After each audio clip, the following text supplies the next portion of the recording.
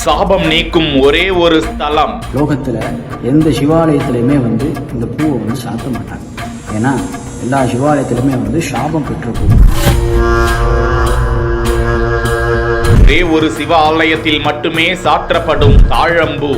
பூக்களுக்கெல்லாம் தலை சிறந்த பூக்களாக விளங்கக்கூடிய புஷ்பம். தமிழில் தாழம்பூ அப்படின்னு சொல்கிறோம். லோகத்தில் எந்த சிவாலயத்திலையுமே இந்த பூவை சாத்த மாட்டாங்க. ஏன்னா எல்லா சிவாலயத்திலுமே சாபம் பெற்ற பூ. பிரம்மாவுடைய பொய்சாட்சி சொன்னதால தாழம்பூ சாபம் பெற்ற பூவாக பூ விளங்குது. லோகத்தில் உத்தரகோஷமங்கை இந்த ஊரில் பரமேஸ்வரன் மங்கள ஞானகுப்தர், அதான் மங்களநாத சுவாமி அப்படின்ற சுவாமியுடைய நாமாவளி. மங்களநாத சுவாமி மட்டும் இந்த உத்தரகோஷமங்கையில் இந்த பூக்கு சாப விமோச்சனம்.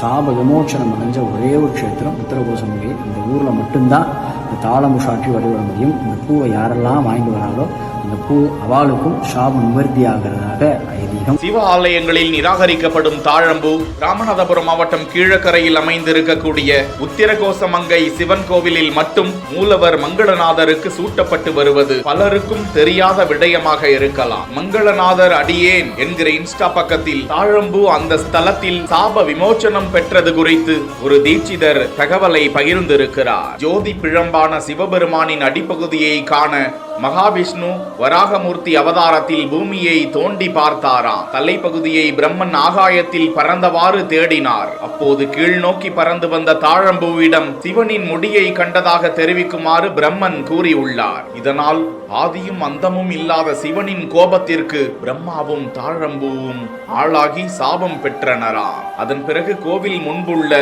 பிரம்ம தீர்த்த குளத்தில் பிரம்மனுக்கு சாப விமோச்சனம் அளிக்கப்பட்டதாம். தாழம்பூவிற்கு மங்களநாதரின் திருமேனியில் இடம்பெற உத்தரவும் வழங்கப்பட்டது. புராண தகவல்கள்.